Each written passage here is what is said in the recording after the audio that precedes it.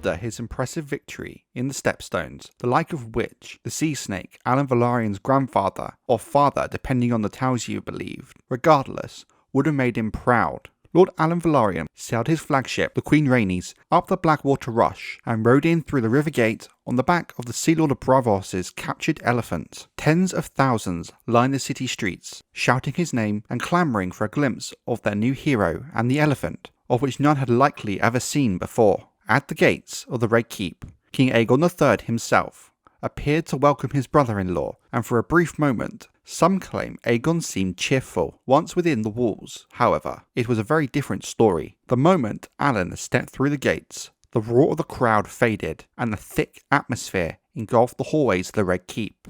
By the time the Oakenfist reached the throne room, the young king had somehow vanished as if he did not even exist. Instead, Lord Unwin scowled down at him from atop the Iron Throne and said, "You fool, you thrice damned fool, if I dared, I would have your bloody head off. Say what you will and let history judge the actions of Unwin, but in this, the Hand had a good cause to be so wroth." However loudly the mob outside might cheer for the Oakenfist, their bold young hero's rash attack had left the realm in an untenable position. Lord Velayron might have captured a score of Braavos ships, and sunk even more, and brought back an elephant, but he had not taken Bloodstone, nor any of the other Stepstones, the entire point of the mission to the Stepstones in the first place. The knights and men-at-arms such a conquest would have required had been aboard the larger ships of the royal fleet that he had abandoned off the shores of Tarth to seek glory for himself. The destruction of Roncalio Raydoon's pirate kingdom across the Stepstones had been Lord Peake's objective, and a fair and needed one at that. Instead, after the attack by Alyn,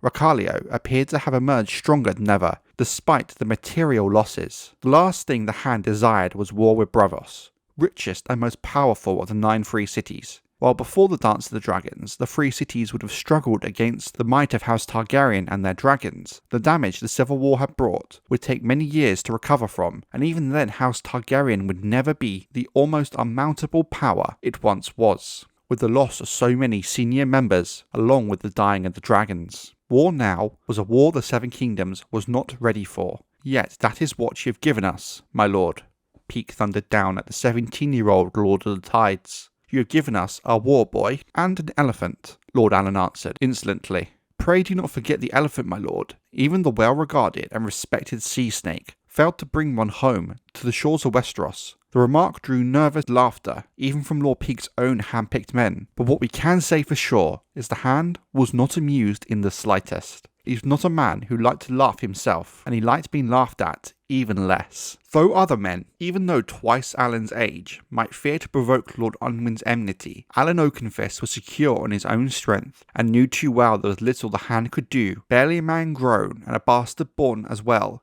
he was married to the king's half-sister, had all the power and wealth of House Velayron at his command, and had just become the darling of the smallfolk. Lord Regent or not, Unwin was not so mad as to imagine he could safely harm the hero of the Stepstones. All young men suspect they are immortal, and whenever a young warrior tastes the heady wine of victory, suspicions become certainty. Yet the confidence of youth counts for little against the cunning of age. Lord Alyn might smile at the Hand's rebukes, but he would soon be given a good reason to dread the Hand's reward. 7 days after the triumphant return of Lord Alyn to King's Landing, he was honoured in a lavish ceremony in the Red Keep, King Aegon III seated on the Iron Throne, and the court and half the city looking on. Sir Marsden Waters, Lord Commander of the Kingsguard, dubbed him a knight. Unwin Peake, Lord Regent and Hand of the King, draped an admiral's golden chain about his neck and presented him with a silver replica of the Queen Rhaenys as a token of his victory. The King himself inquired if his lordship would consent to serve upon his small council as master of ships. Lord Alyn humbly agreed. Then the Hand's fingers closed about the throat. The voice was Aegon's, but the words were Unwin's. His leal subjects in the west had long been troubled by reavers from the Iron Islands, the young king declared, and who better to bring peace to the Sunset Sea than his new admiral? And Alyn Oakenfist, that proud and headstrong youth, found he had no choice but to agree to sail his fleets around the southern end of Westeros to win back Fair Isle and end the menace of Lord Bolton Greyjoy and his Iron Men. The trap was neatly set. The voyage was a perilous one and likely to take a heavy toll on the Velayron fleets. The Stepstones teemed with enemies who would not be taken unawares this time. Past them lay the barren coasts of Dorne, but Lord Alyn would not like to find a safe harbour,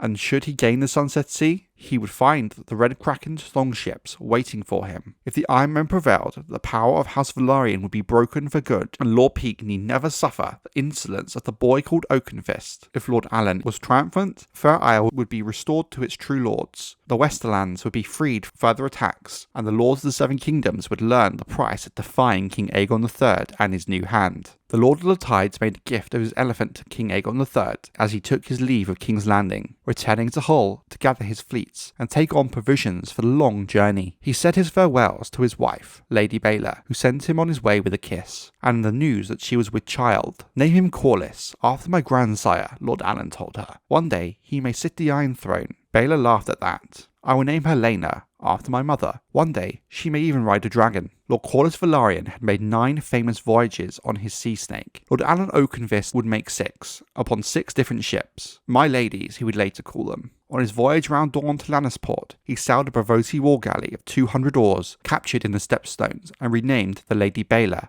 after his young wife.